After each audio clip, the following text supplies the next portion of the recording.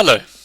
Now in this video for the quantum physics section of the IB curriculum, I'm going to be discussing how the radii of the nuclei may be estimated from charged particle scattering experiments, this statement in the curriculum. And to do so, I'm going to be calling up a bit of knowledge that the high level students get from Unit 9, and we'll use that. Now basically what happened is that you may have a nucleus, a large nucleus, with a number of protons. We'll say the number of protons is Z, and you have an alpha particle which is made up of 2 protons and 2 neutrons, and this alpha particle is accelerated by a certain V, by a certain voltage. It's accelerated and therefore is given a certain kinetic energy. It's given a certain kinetic energy from this V. It gives it a certain kinetic energy EK, which we would know from this that it would actually be 2eV would be the kinetic energy that it receives.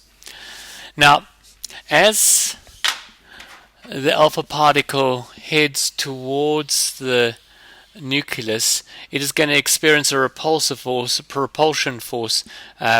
the positive charge of the nucleus and the positive charge of the alpha particle, until it gets to a certain point where it's actually going to come to stop and return. If it's a direct head-on, it will be scattered back. So I'm looking now at this point over here, wherefore it momentarily stops. Now at that point, all its energy has been changed at this point over here. All the energy, the EK, has been changed into EP, into its potential energy. Now, the potential energy at this point, we can use a formula. Now, we have the formula that V is equal to K Q. Now, the Q is actually the charge on this nucleus, which we know the Q for here, the charge for that would be ZE, the number of protons times E. So we'll get ZE, that would be the charge, and we would, and that is divided by R. That comes from the formula, if I just write it, that V is equal to KQ over R, and that's found also in your data booklet. So we have that there. Now, when we multiply this V by the charge of the electron, we're going to multiply this. So we actually multiply it by the charge of the alpha particle. So I'm just going to put here Q alpha particle. When we multiply that, that actually is the potential energy, the EP, of the particle at that point. So I need to multiply it also by here, and we know that that charged particle of the alpha particle is 2e. So I multiplied both sides. So we actually have that's equal to EP, and at this point over here, let me call it A. At that point A, we have EP is equal to EK.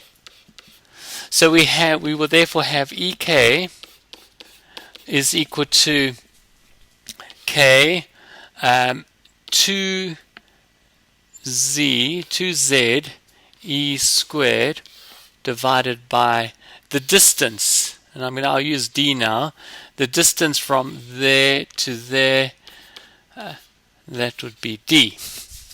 Okay, now this is known from that. This is clearly known when they set up the scattering.